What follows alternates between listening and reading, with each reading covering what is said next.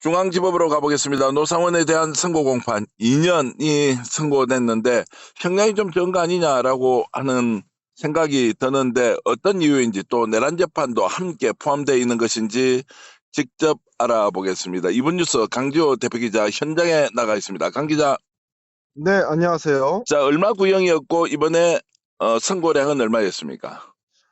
네, 11월 달에 특검 측에서는 노상원의 이 재판에 관해가지고 3년 구형을 했습니다. 이 3년 구형에 있어가지고 오늘 선고가 나오게 되었는데요. 선고는 2년 나오게 되었습니다. 자, 지금 이제 재판은 어떤 내용으로 지금 받고 있었고 오늘 선고는 또 어떤 불법 사실에 대한 형량입니까? 많은 분들이 오해를 하시는 게, 아니, 노상원 주범 아니냐, 근데 어떻게 2년밖에 안 나오냐라고 많이 생각을 하십니다. 하지만 이 재판 같은 경우에는 이 내란의 이 본류의 재판이 아니라 내란이 일어나기 전에 계엄을 어떻게 준비했는가의 재판입니다. 그래서 혐의는 두 가지로 나눠지는데요. 첫 번째로는 이 알선수재, 두 번째로는 개인정보법 위반입니다. 이 알선수재 같은 경우에는 이 김모대령이라고 하는 사람, 근모준장이라 하는 사람이 노상원한테 금품을 전달을 해서 이 사람들을 진급을 시켜주려고 했었던 정황이 드러났고, 이에 대해서 판사는 유죄를 인정하게 되었습니다. 두 번째로는 개인정보법 위반인데, 노상원이 이런 얘기를 했다라고 합니다. 북한에서 많은 사람들이 내려오기 때문에 정보사에 있는 요원들 명단을 넘겨받은 것이다라고 주장을 했는데, 이에 대한 주장은 받아들여지지 않았고, 너는 선관위와 관련된 이제 계엄의 사전 준비한 내용과 관련해가지고 이 정보를 취득한 것이다라고 하면서 노상원의 유죄를 선고를 했습니다. 자, 이 부분은 좀 자세히 봐야 되겠는데 노상원에게 이제 생각보다 형량이 높게 나왔다고 하는 이 지점은 노상원이가 불법적으로 국방부 내부 또는 계엄 사령부 쪽에서 앞으로 쓸 정보나 자료를 바깥으로 유출시켰다라는 부분이 명확하다고 이제 정리한 것이죠. 네, 맞습니다.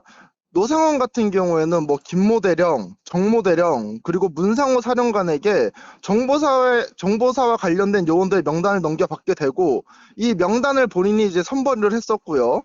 심지어는 전라도 출신은 다 빼라고 지시를 내렸고, 이 인원들을 어떻게 활용할 건지에 대해서도 다 이야기가 나왔다라고 합니다. 하지만 이 노상원 같은 경우에는 나는 단순 전달자에 불과하기 때문에 개인정보법 위반과 관계가 없다라고 했지만, 판사 같은 경우에는 아니다, 너는 개인정보법 위반이다라고 이야기를 했습니다. 자, 내란 사건과 관련돼서 개인정보법 위반은 결국 국방부 군대 내부에 있는 이제 정보를 가지고 나왔다는 것에 대해서 이제 아무래도 내란과 관련된 것이기 때문에 더 엄격하게 개인정보보호법을 적용했을 것이다. 이렇게 이제 볼 수 있을 테고요. 그러면 중요한 것은 이런 이제 정보가 불법적으로 유출되는 과정에서 누가 준 것이냐? 최초 이것을 전달하라고 했던 소위 말하는 이제 주동자에 대해서는 지금 뭔가 정언이나 내용이 나왔습니까?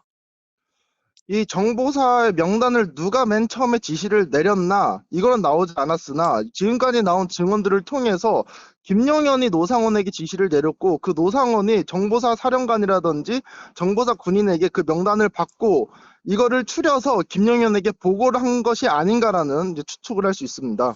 자, 그렇게 되면 이제 결국 지휘자가 누군지도 앞으로 내란 재판에서 굉장히 중요한 것이 될 것이고, 이 불법적인 정보가 유출된 것만 하더라도 실형으로 2년이 선고되었다, 이런 의미를 담을 수 있을 것 같고요. 자, 오늘 혹시 형량과 관련해서 구체적으로 자 정보를 유출했다는 거 하나와, 그리고 그 과정에서 국방부 내부의 성진 인사와 관련해서 돈을 받았다라는 고 하는 알선수재까지 같이 이제 적용이 됐지 않습니까? 요 네. 두 가지에 대해서 혹시 형량이 구분돼서 오늘 선고가 됐나요? 아니면 그냥 통칭해서 2년으로 선고가 됐습니까? 오늘은 형량을 통칭해서 선고가 내려졌고, 우선은 양형이 약간 적게 나온 이유에 대해서는 군 외에 이 명단이 노출되지 않았다라는 점, 그리고 알선 수재에 대해서 실패했다는 점을 들었고요.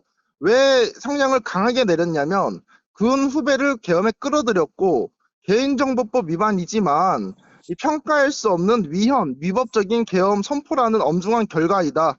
또한 별도로 공소가 제기된 것이 특검법상 제한이 되었기 때문에 그러니까 내란에 대해서는 우리가 판단하지 않고 그 이전에 준비했던 내용들만 판단을 하기 때문에 2년을 선고한다라고 판사가 이야기했습니다. 자, 내란과 연관성을 완전히 이제 단절시키지는 않았지만 그래도 이제 이 사건대로 내란과 별도로 이제 선고를 내린다라는 것이 있기 때문에 앞으로 내란 사건과 관련된 선고에 직접적인 영향을 미치겠다라는 생각할 수 있겠습니다. 오늘 노상원의 지금 뭐 인상이나 선고를 이렇게 결정받고 난 뒤에 표정이나 이런 건 어땠습니까?